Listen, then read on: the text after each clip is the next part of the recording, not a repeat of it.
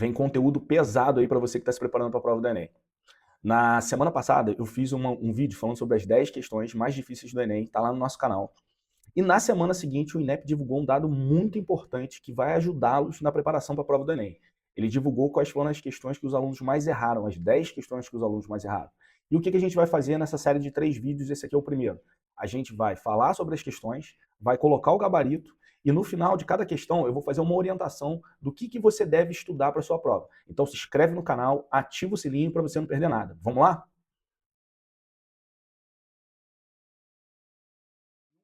O recipiente contém 10 litros de uma solução composta apenas pelas substâncias S1 e S2. Dessa solução, 99,95% é de S1.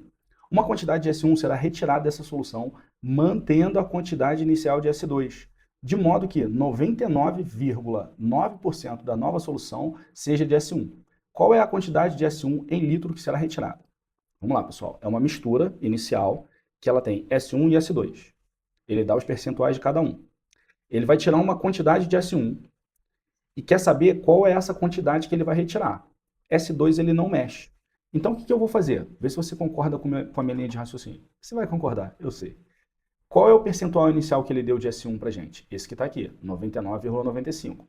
Então fala para mim, qual é o percentual de S2 em relação aos 10 litros? Ele vai ser 0,05%. Show de bola? 0,05% é a mesma coisa que isso aqui, tá? 0,05% de 10 litros. Beleza? Tranquilo. O que eu vou fazer? Eu vou calcular a quantidade de S2, ou seja, a quantidade mesmo, e não o percentual, porque essa quantidade não muda. E como é que eu vou fazer isso? É só fazer essa conta aqui. Como é que eu faço para achar esse percentual de 10 litros? É só pegar esse cara e multiplicar por 10, ou seja, é pegar o 0,05% e multiplicar por 10 litros. Quando eu faço isso, eu encontro 0,05 litros de S2, ou seja, essa é a quantidade inicial que está lá dentro dos 10 litros e vai ser a quantidade final de S2 também, porque essa não muda. Show de bola? Depois que ele tira um pouco do S1, as concentrações mudam, então os percentuais mudam. E ele diz isso aqui para a gente, quais são? Quais não, né? Ele diz um, mas o outro a gente já vai saber fazer. Ele fala que 99,90% da nova solução é de S1. Se 99,90% é de S1, quantos por cento é de S2? Olha, o que falta para chegar a 100, de novo, 0,1% da mistura final. Show de bola? Agora o que eu vou fazer? Olha, tem uma mistura final, não tem? Porque eu diminuí a quantidade de S1 e eu tenho a mesma quantidade de S2, que é o que eu chamei de mistura final.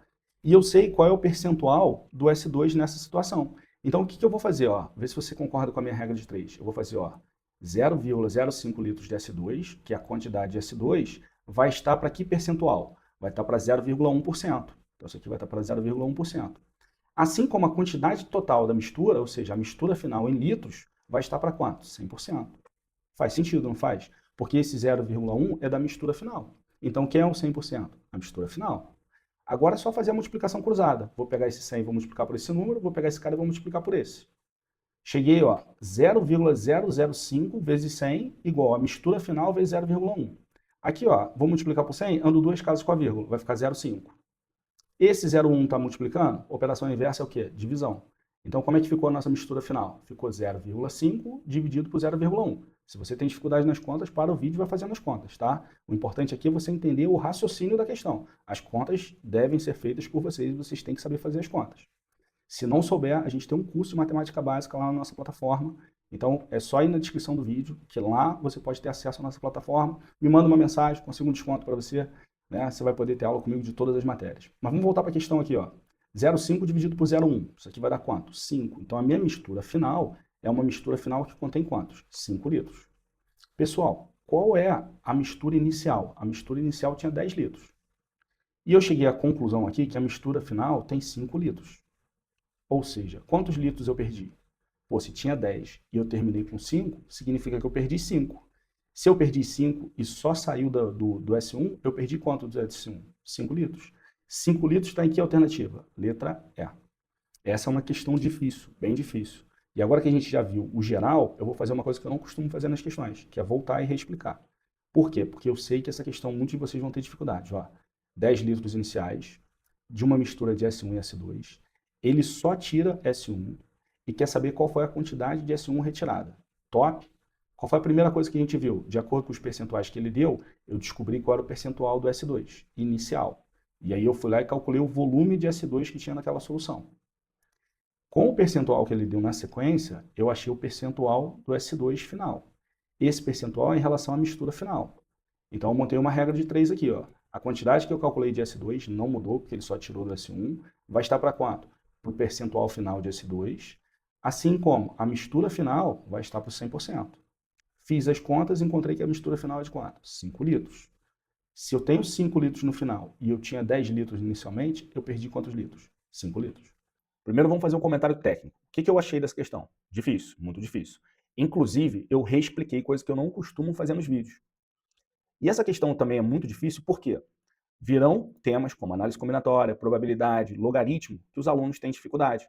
Só que nesses temas você treina muito durante a sua preparação. Seja no cursinho, seja aqui comigo, você vai treinar, você vai fazer muitas questões. Esse tipo de questão não, esse tipo de questão é mais difícil de você encontrar. Então o que eu te aconselho para a tua preparação agora nessa reta final?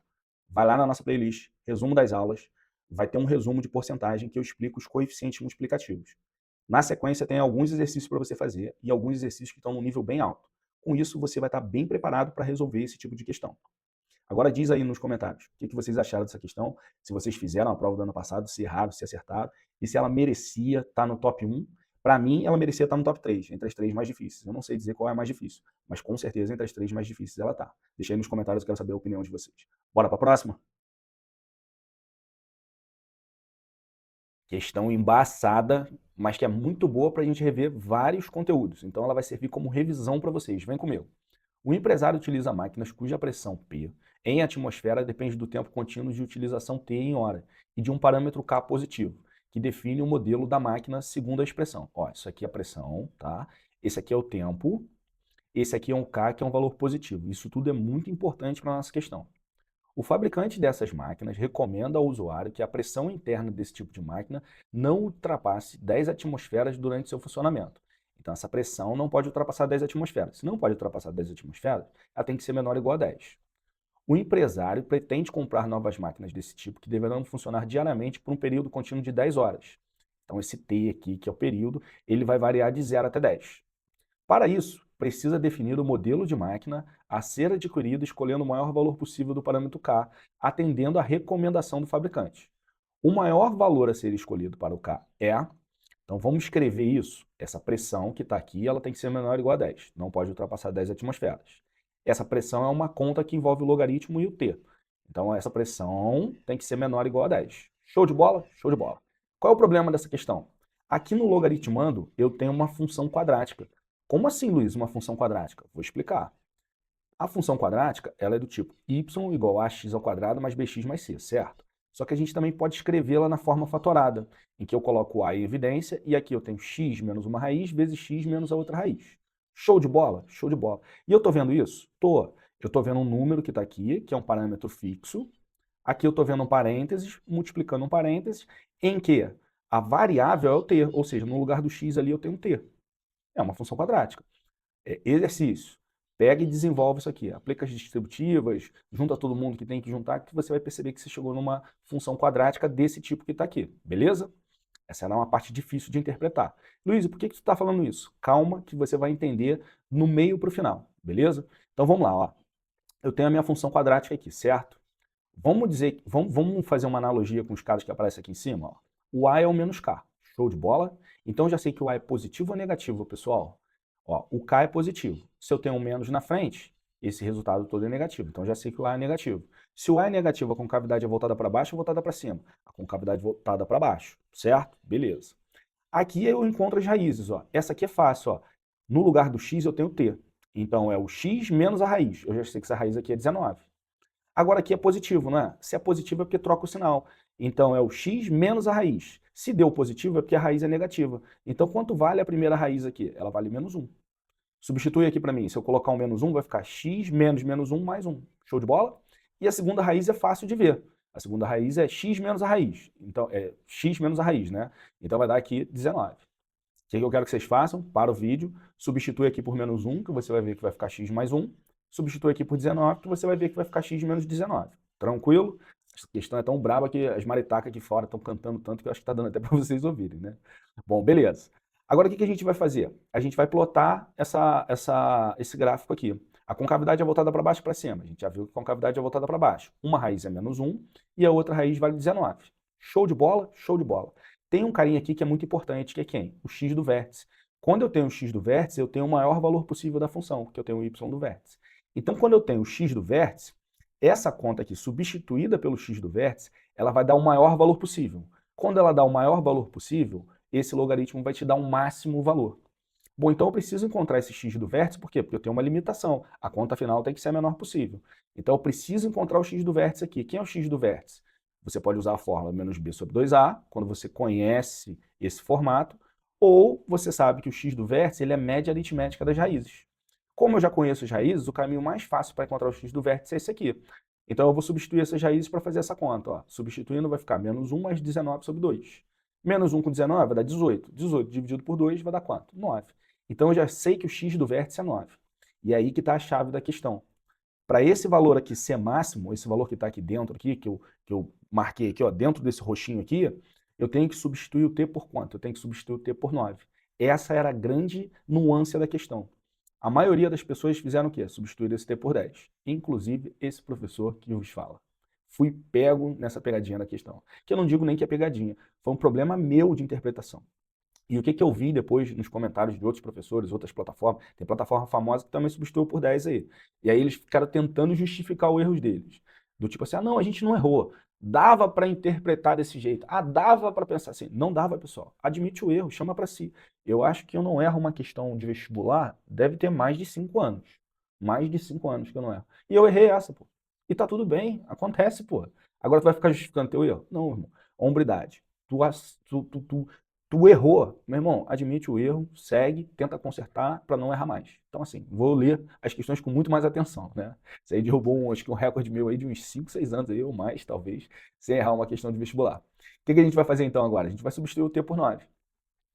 A gente substituindo o t por 9, só substitui o tzinho aqui por 9, ó. Isso aqui vai dar quanto? 10.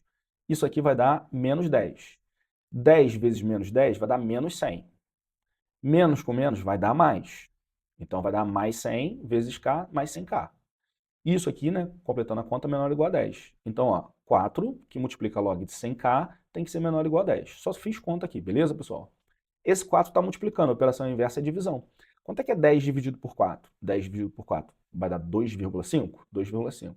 Então, log de 100 tem que ser menor ou igual a 2,5. Agora, pessoal, é um procedimento padrão que acontece em logaritmo. Sempre que a base do logaritmo não aparece, é porque ela vale quanto? Vale 10.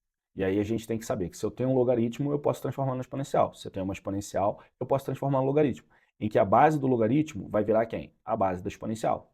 Então essa conta vai ficar assim, ó, logaritmo, vou desfazer o logaritmo, vai ficar 100k, tem que ser menor ou igual a quanto? Esse 10 era a base do logaritmo, ele passa a ser na base da exponencial. Então vai ficar 10 elevado a quanto? 2,5.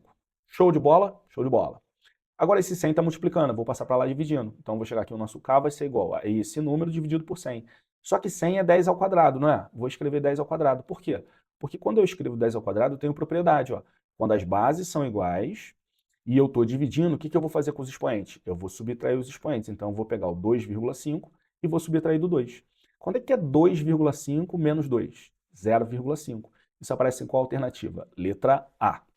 Pessoal, questão difícil pra caramba, pra caramba. Não pelo logaritmo, a parte do logaritmo é fácil. A única coisa que você tinha que saber é essa propriedade aqui. Se eu tenho um logaritmo, eu consigo transformar na exponencial. E em outras questões, quando a gente tem uma exponencial, a gente transforma no logaritmo. Agora, essa parte aqui de ter a sacada, que isso aqui era uma função quadrática, e que não ia ter o maior valor quando tenho 10, isso aqui passa despercebido por muita gente. Inclusive, muitos professores erraram isso. Inclusive, esse professor aqui que vos fala, que não tem vergonha de falar que errou, né? Eu acho que quando você tem uma consciência do que você é, do que você sabe, você admite o erro sem problema nenhum. E eu acho que isso aí vale para a vida. Então, se errou, pessoal, admite o erro, pede desculpa. Tá? Pede desculpa, admite o erro, pede desculpa. Você vai surpreender a pessoa quando você estiver na discussão. Ela fala, pô, mas você fez isso, você errou. Você fala, errei, você me desculpa. Ela vai ficar desnorteada, porque ela já está esperando para retrucar a tua resposta. Então, não faça isso. Valeu?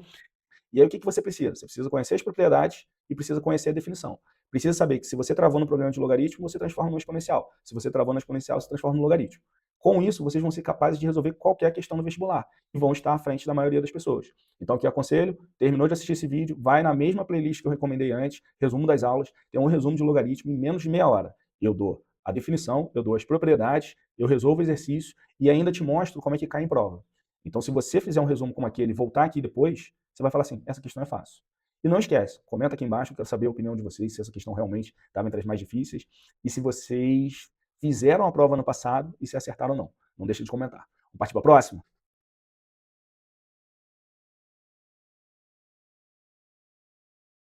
A prova do Enem não dá tempo, né?